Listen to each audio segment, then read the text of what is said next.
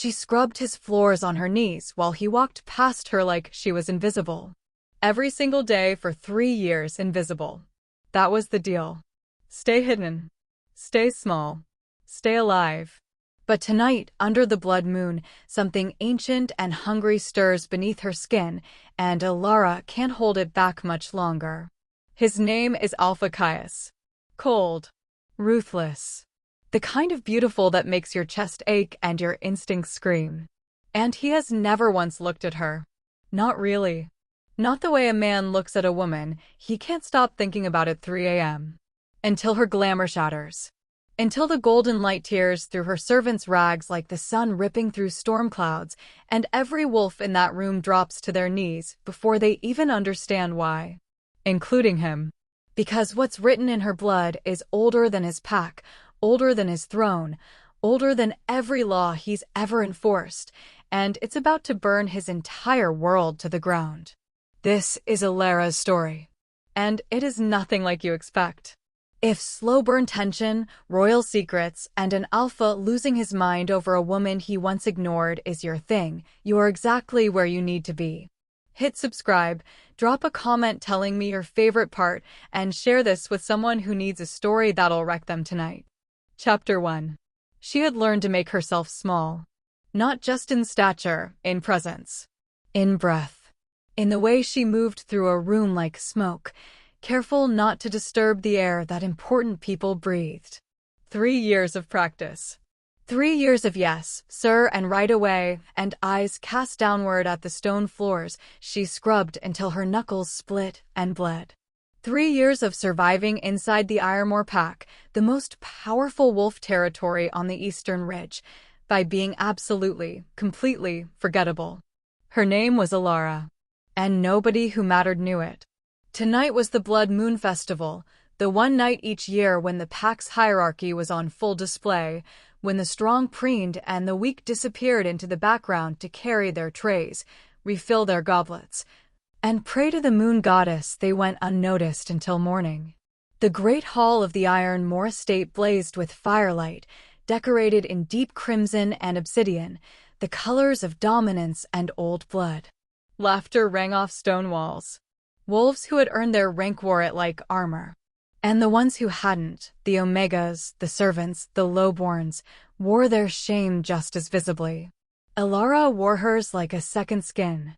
She moved through the crowd with a silver tray balanced on her palm, her plain gray dress a deliberate contrast to the silk and leather draped over every ranked wolf in the room. Her dark hair was tied back tightly, no loose strands, nothing that drew the eye, nothing that invited attention. She had a system. A science, almost. Eyes down. Shoulders curved inward. Moved between the bodies like water finding the cracks in stone. It almost worked. Servant. The voice came from across the room, but it silenced something in her spine before she even turned to face it. Deep. Controlled. The kind of voice that didn't need to rise above a conversational tone because every living thing in its radius instinctively listened. She turned slowly. Alpha Caius Voss stood at the head of the room's inner circle, exactly where he always stood, not at the center of the crowd, but slightly apart from it, the way a wolf stands at the edge of a clearing. Watching. Assessing. His dark eyes were already on her before she finished turning, which meant he had been watching her for longer than she wanted to think about. He was dressed in black, as always. No decoration. No ceremony.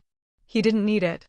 He was 29 years old and had run the Ironmore Pack for 4 years, having taken the position at 25 after his father's death in the Northern Border War.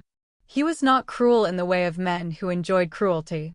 He was cruel in the way of men who had simply never been taught to consider the cost of it, which, Elara had decided long ago, was somehow worse. His jaw was sharp enough to cut glass. His hands, resting loosely at his sides, were the hands of someone who had broken things with them and felt nothing afterward. She hated how her pulse spiked when he looked at her. "The East Corridor," he said, without greeting, without ceremony. "The fire's gone out. Tend to it before the elder wolves arrive for the second ceremony." His gaze moved off her almost immediately, the way you glance at a chair and then look away, noted, functional, forgotten. Yes, Alpha, she said to the side of his face, because he had already looked elsewhere. She turned and walked away before he could see the way her hand had tightened around the edge of her silver tray until her knuckles went white. The east corridor was darker than the main hall, the firelight here reduced to smoldering embers, and Elara set her tray down on a side table and crouched before the stone hearth, feeding the fire with practiced hands. The noise of the festival was muffled here. The roar of pack celebration reduced to a low hum behind thick walls. She breathed easier in the quiet. That was when she heard footsteps. She didn't look up. She knew better by now than to look up. You missed a spot. The voice was female and dripped with the particular satisfaction of someone who had spent years waiting for small moments of power.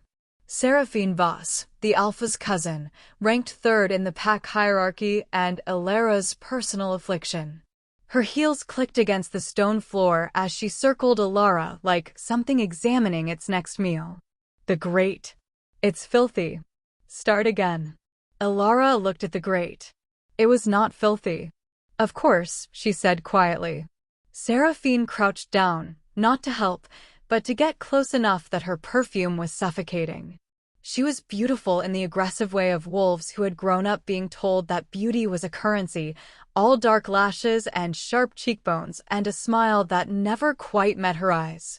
She reached out and touched a single finger beneath Elara's chin, tilting her face up. You know, Seraphine said softly, I've always found it fascinating that you stay. A lowborn with no wolf, no rank, no family name. You could leave. I've often wondered why you don't. Elara met her eyes carefully and said nothing. Seraphine's smile sharpened. She stood, smoothing her dress. Get the grate done before the elder wolves arrive. And change that dress. You smell like the kitchen. She walked away without looking back. Elara turned back to the fire. Her hands were steady. She had made certain of that.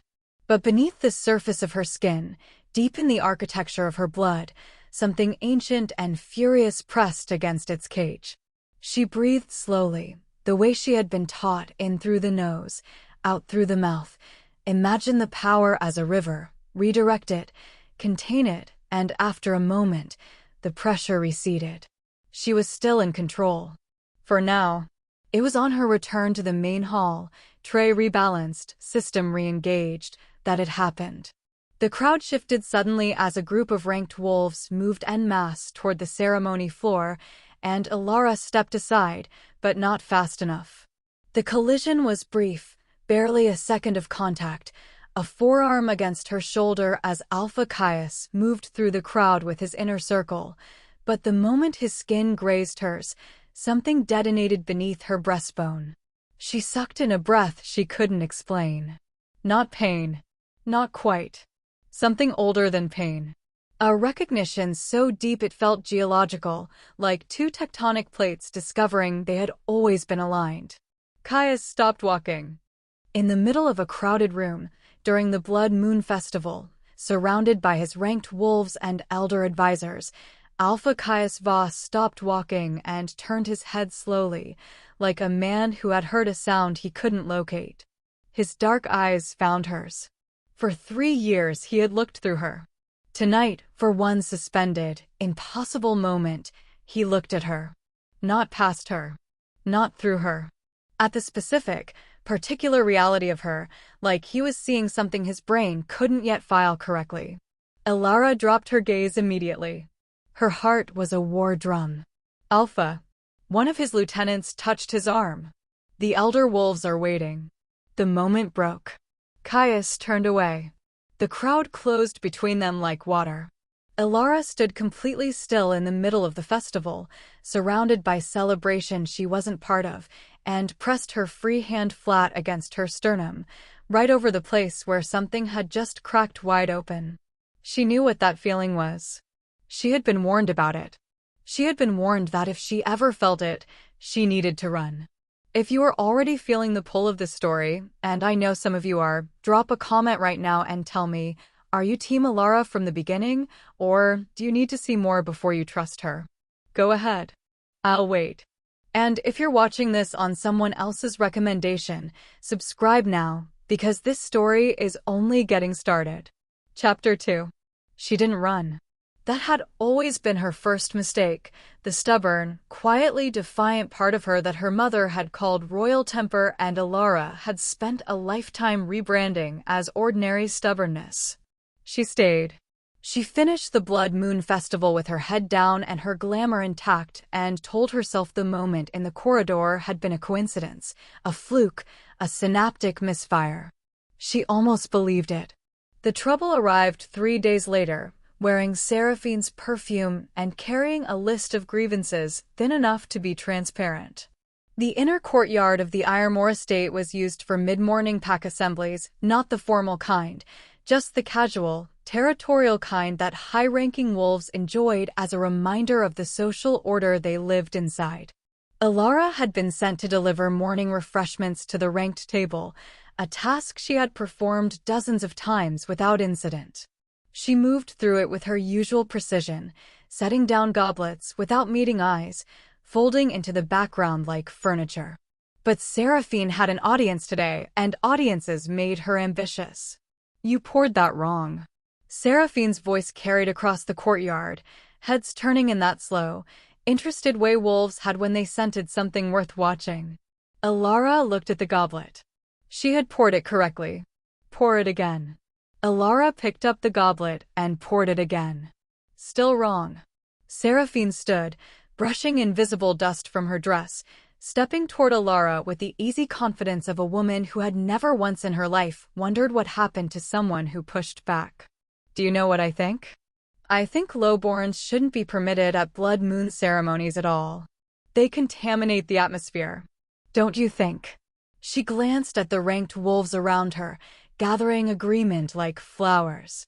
A few of them smiled. One laughed. The thing in Elara's blood pushed against its walls. She breathed. Redirected. Contained. I apologize for the pour, she said. Her voice was flat as still water. You apologize a great deal, Seraphine said thoughtfully, coming to stand directly in front of her now, close enough that Elara could see the calculated pleasure behind her dark eyes. And yet somehow things keep being done incorrectly. She reached out casually, the way someone reaches for something they assume belongs to them, and took hold of Elara's wrist. And that was the precise moment the glamour started to fail. It wasn't a decision. It was physics. The sustained emotional pressure of 3 years, the accumulated weight of every yes, sir, and of course, and I apologize, and underneath all of it, the thing that had cracked open 3 nights ago in the festival crowd when a man's skin had grazed hers and something ancient had woken up screaming, it all reached critical mass in the space between one heartbeat and the next. Seraphine felt it first. Her grip on Elara's wrist loosened, confusion crossing her features. What? The light came from inside the skin. Not dramatic, not theatrical, just simply present, the way truth tends to arrive. A warmth that moved up through Elara's hand and wrist and forearm like liquid gold traveling through a circuit, illuminating the delicate lines beneath her skin as if her veins ran with sunlight. The glamour spell, cast on her by her mother at age 6, maintained and reinforced through 17 years of absolute discipline, buckled, cracked, and came apart. Silence arrived before the light did. The pack felt it before they saw it. A scent, pure, ancient, catastrophically out of place in this courtyard full of common wolves, hit them the way a tide hits a shoreline, all at once, unstoppable. A collective stillness dropped over the assembled wolves like a net. Goblets were set down. Conversations stopped mid-word. Heads turned.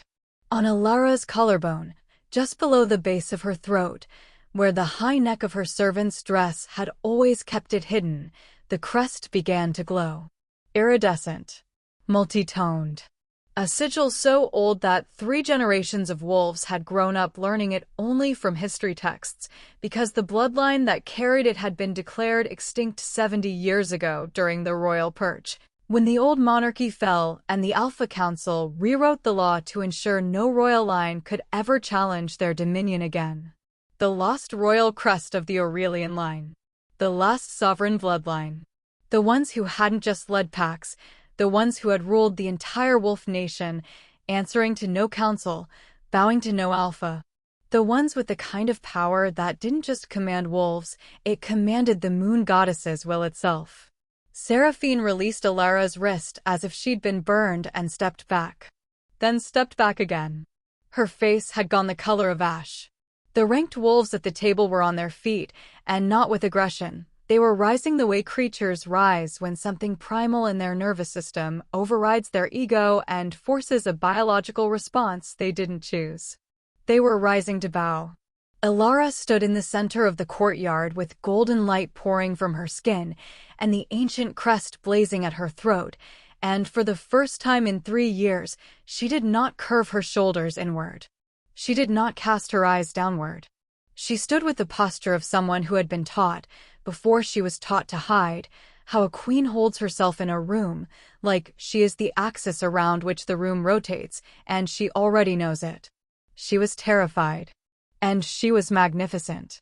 The sound of a door from the estate's main entrance cut through the stunned silence like a blade. Alpha Caius Voss stepped into the courtyard. He took in the assembled wolves. The tableau of his ranked pack, mid-bow, in the open air of his own estate. His eyes moved to Seraphine, pale, retreated, diminished, and then tracked slowly to the source, to the woman at the center of all of it, the gray-dressed servant who was currently burning from the inside out with the most dangerous light he had ever seen.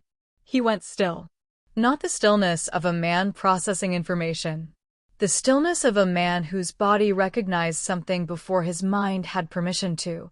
The ancient bond, the fated mate thread, the one that the old texts called the sovereign claim, pulled taut between them like a wire drawn to its absolute limit, and Caius Voss, Alpha of Iron Moor, dominant ruler of the Eastern Ridge, felt his knees soften for the first time in his adult life. He did not kneel. Not yet. But his body wanted to, and that wanting was written so plainly on his face that every wolf in the courtyard saw it and understood. The world they had woken up in that morning no longer existed. Elara, he said. And it was the first time in 3 years he had used her name. She looked at him. Not at the side of his face. Directly at him, the way you look at something you are no longer afraid of, and something you have not yet decided whether to trust. Alpha, she said quietly. His jaw tightened. Come inside. It was not a command. Not anymore. They both felt the difference. Don't go anywhere, because what happens next in that room, behind closed doors, with just the two of them and 3 years of unspoken history between them, is the chapter that made this story impossible to put down. Before we get there, share this video with the person in your life who lives for a slow burn. You know exactly who that is. Go on and tag them right now. Chapter 3.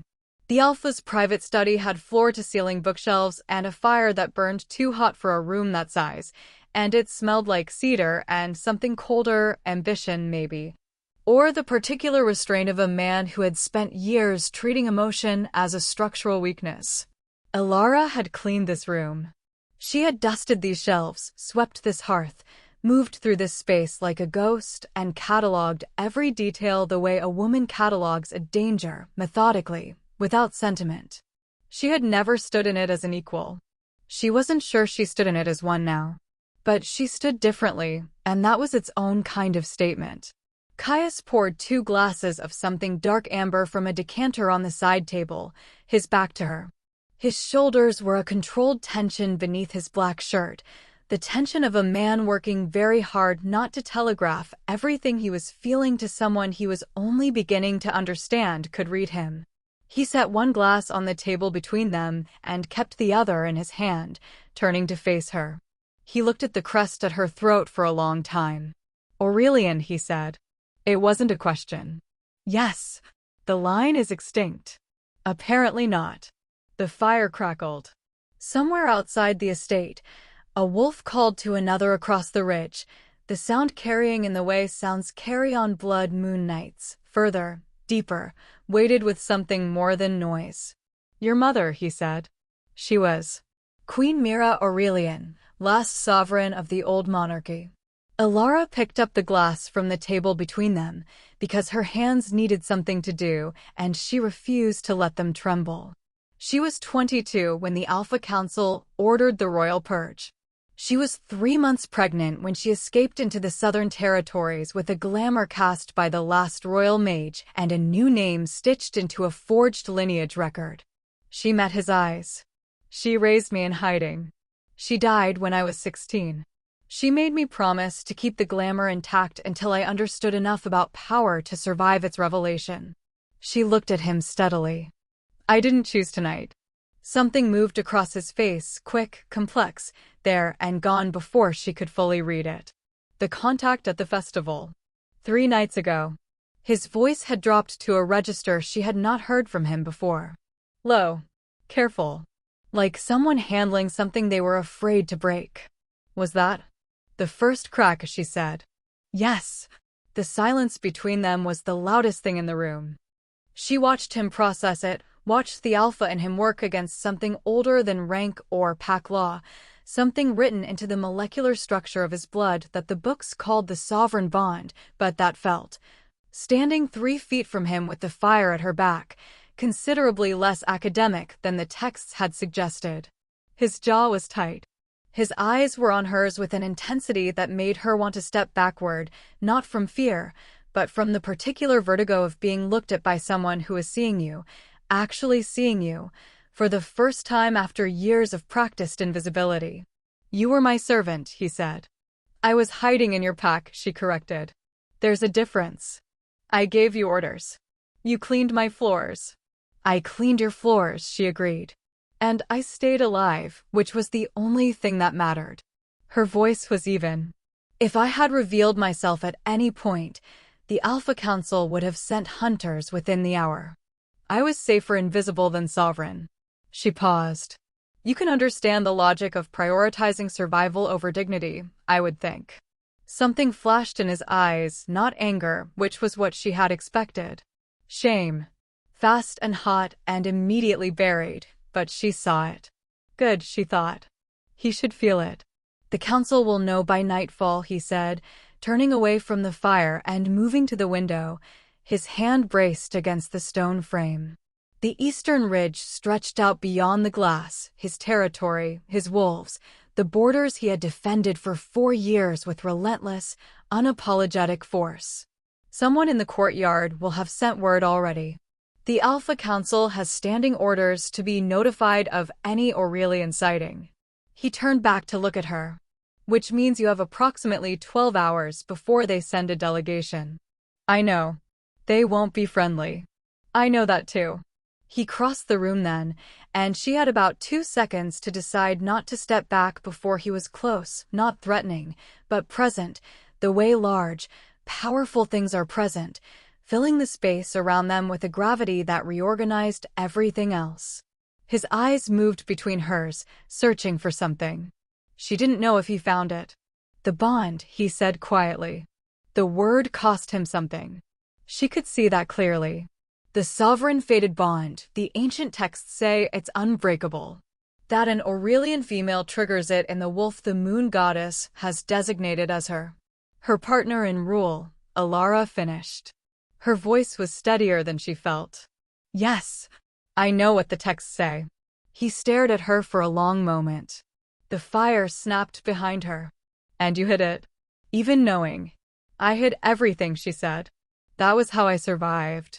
You'll forgive me if I don't immediately abandon the instinct now that you've found out, simply because it's inconvenient for you. Another flash of something crossed his face. This time it took her a moment longer to identify. Respect. Reluctant, surprised, and entirely genuine. I want to protect you, he said. And it clearly annoyed him, which made it more believable. I'm not saying that the way I want to. I mean that the bond, he exhaled, short and controlled. The exhale of a man who had spent his entire adult life in complete command of every room he entered and was now standing in his own study feeling profoundly outmaneuvered by a woman he had handed orders to for 3 years. The bond makes protection instinctive. And I am choosing not to fight it. Elara looked at him for a long moment. That, she said, is the most cautious romantic declaration I have ever heard. His mouth twitched. Just once, just barely, and then it was controlled again, but she had seen it, and it changed the room's temperature in a way that had nothing to do with the fire. "What do you need?" he asked. She considered it. 3 years of hiding. 17 years before that of running. A life defined by smallness, by silence, by a power she had been taught to treat as a threat to her survival rather than a fact of her identity. An ancient throne that technically had her name written on it. A bond with a man she neither trusted nor could entirely dismiss, whose jaw could cut glass, and who had said her name tonight for the first time like it was something significant. What did she need? Time, she said. And the understanding that I am not a Luna to be protected. I am a royal Aurelian, and my decisions about what I do with this bloodline are mine. Not the council's. Not yours. She held his gaze. Can you work with that? Alpha Caius Voss, who had never in his life been given terms by someone he outranked, looked at her for a long, considering moment. I can try, he said. It was, she thought, probably the most honest thing he had ever said to her. The fire burned low.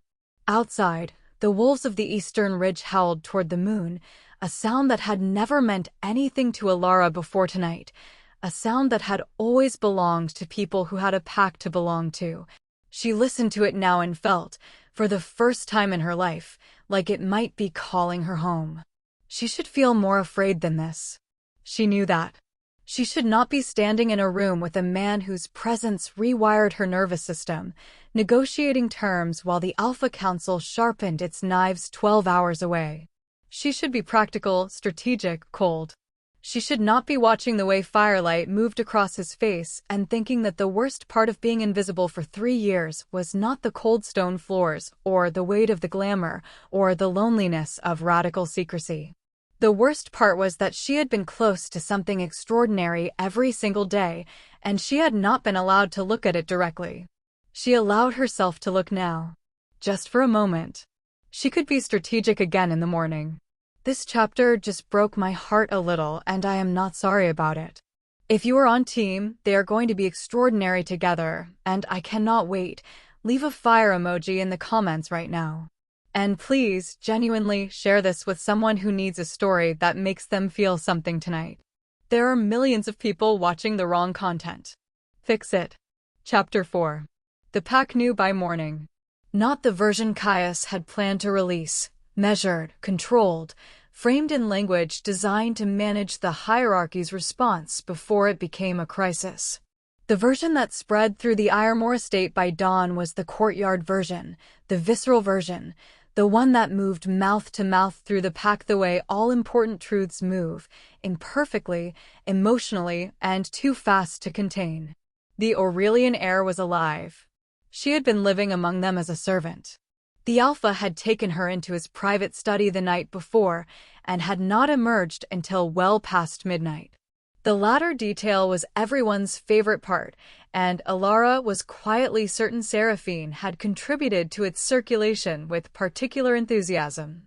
She stood at the window of the guest chamber she had been moved to overnight, a room with actual furniture, actual firelight, actual curtains instead of the thin wool partition that separated her old servant's cot from the supply corridor, and watched the courtyard below as the morning assembly began. The energy was different. She could feel it the way you feel a change in weather before the clouds arrive, a shift in atmospheric pressure, a collective recalibration. Some of the wolves below were already watching her window. The door opened without a knock, which she was noting as a point of future discussion, and Caius entered carrying 2 cups of something that smelled like strong coffee and wearing the expression of a man who had slept poorly and was prepared to be strategic about it. He handed her one of the cups without preamble, moved to stand beside her at the window, and looked down at the assembly below. 37 messages from surrounding pack alphas since midnight, he said. Concerning me? Concerning the situation.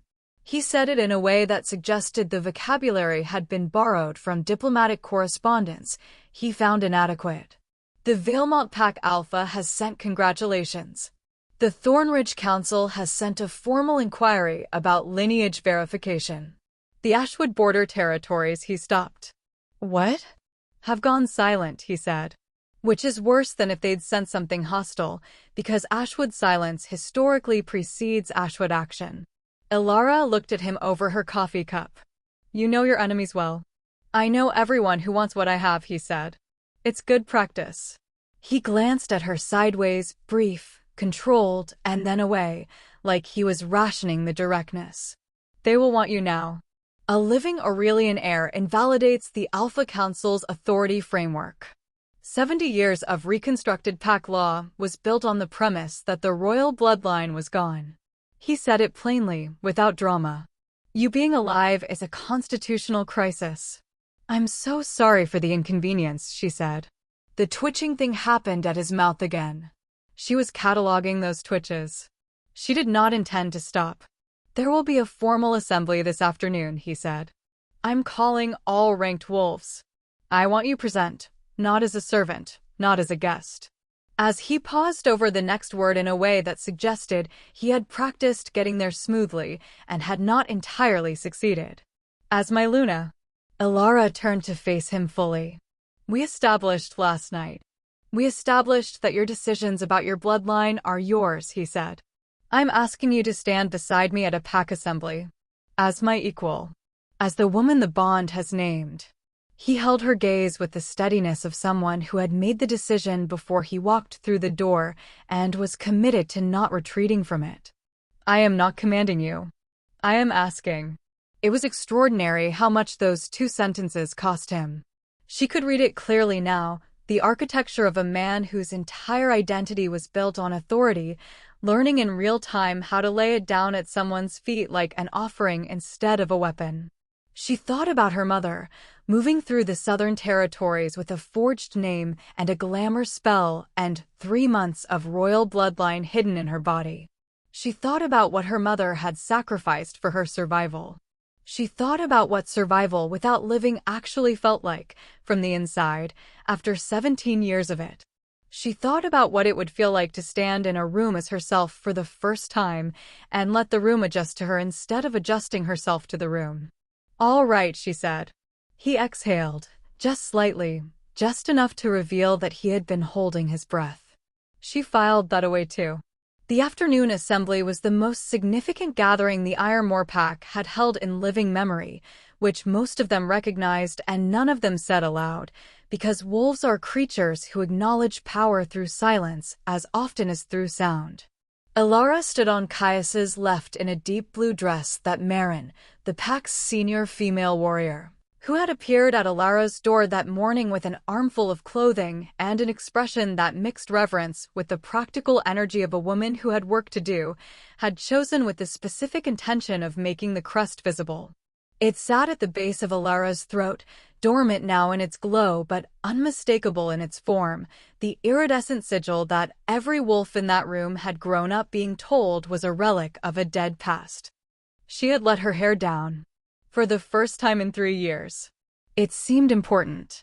The ranked wolves arrived in hierarchical order, betas first, then senior warriors, then the council elders, then the mid-rank, and each one as they entered found their eyes going first to Caius and then, immediately and involuntarily, to Elara. The way a compass needle finds north without being instructed to. She watched them recalibrate. Some quickly, some slowly, some with resistance written plainly in the set of their shoulders, but all of them, eventually, recalibrating. Seraphine arrived last. She looked at Elara for a long moment. Elara looked back. No glamour. No curved shoulders. No eyes cast downward. Seraphine took her seat without a word. That was its own kind of victory. Caius spoke for 20 minutes, about the bond, about the lineage, about the constitutional implications, about the threats already materializing at their borders, about what it meant for the Ironmore Pack to be the territory where the Aurelian heir had emerged. He spoke like a man who had spent the night thinking about every sentence, which Elara suspected he had. He was precise and honest and strategically generous, giving his pack the respect of the actual truth rather than a managed version of it. She watched his wolves respond to him in real time, the skeptics softening, the loyalists firming up, the uncertain finding the ground beneath their feet, and understood for the first time why a 25-year-old had held this territory for 4 years against older and more powerful challengers. He was good at this. When he chose to be. When he finished, he turned to look at her. Not as an instruction. As a question. She stepped forward. The room went still in that particular way it had gone still in the courtyard, that biological, ancient, involuntary hush, and Elara let herself stand in it without flinching, without retreating into smallness, without performing the apology of diminishment that had been her survival strategy for so long it had become reflexive. She spoke for less time than he had. She didn't need as long. She told them that she had lived among them without deception about who she was as a person, only about her bloodline. She told them that the protection of the Aurelian line was the responsibility of every living wolf who understood what the royal lineage had meant before the council had rewritten the history to serve its own power. She told them that the threat at their borders was real and would require them to stand together, and that she would not ask that of a single wolf she had not first committed to stand beside. And then she looked at the room and said, simply, "I am asking." The first wolf to bow was Marin, the senior warrior who had brought her clothes that morning. Then the betas. Then the council elders, one by one, in a chain reaction of acknowledgement so ancient and so total that several of the older wolves looked visibly moved by it. The last wolf standing was Seraphine. She held for a long, deliberate moment, long enough that everyone in the room had registered the delay, long enough to make her point about the cost of her compliance. Then, slowly, precisely, she inclined her head. Elara let her have the theatrics. A woman who had nothing left but gesture needed her gestures, and Elara was old enough in her survival to know the difference between a defeated enemy and an abolished one. Caius moved to stand beside her, close enough that his arm was a warmth against hers, not touching but proximate, like a continent that had drifted to its neighboring landmass and was deciding, slowly, whether to finally merge. She didn't lean away. He didn't either. Outside, beyond the borders of the Ironmore territory, where the Ashwood pack had gone quiet 2 nights ago and remained quiet still, something was moving. Something old, something organized, something that had been waiting for 70 years for exactly this moment, for the heir to declare herself, for the crest to glow, for the royal bloodline to raise its head from hiding. Something that had not stayed patient all this time out of virtue. Something that wanted the Aurelian power for its own purposes and had a plan for how to take it. Elara felt it at the edges of her awareness the way she had always felt things she wasn't meant to know, a vibration in the blood, an old language running beneath the new one, the sovereign instinct her mother had called a gift and the council had called a threat. She reached out without thinking and found Caius's hand at his side. Her fingers wrapped around his, brief and certain, a contact that lasted exactly 3 seconds before she released it and stood forward again, eyes on the horizon. She felt him look at her. She didn't explain it. Some things the blood simply knew before the mind caught up. And what her blood was telling her, standing in the last light of the afternoon with a pack behind her and a bond beside her and an ancient name burning quietly at her throat, was that everything that had happened so far, the hiding, the revealing, the assembling, the cautious, extraordinary, infuriating negotiation of 2 powerful people learning to exist in each other's orbit, all of it had been the prelude. The real story was just beginning. And the threat that was coming, the one moving quietly through the Ashwood silence, was the kind that only an Aurelian could face. The kind that had, in fact, been waiting specifically for her. 4 chapters in, and I don't want to stop writing this, which means you better not stop watching. If you have made it this far, you're exactly the kind of viewer this channel was built for. Leave me a comment telling me what you want to see in the next chapter. Subscribe if you haven't already. And share this with every person you know who deserves a story that actually makes them feel something. I'll see you in the next one.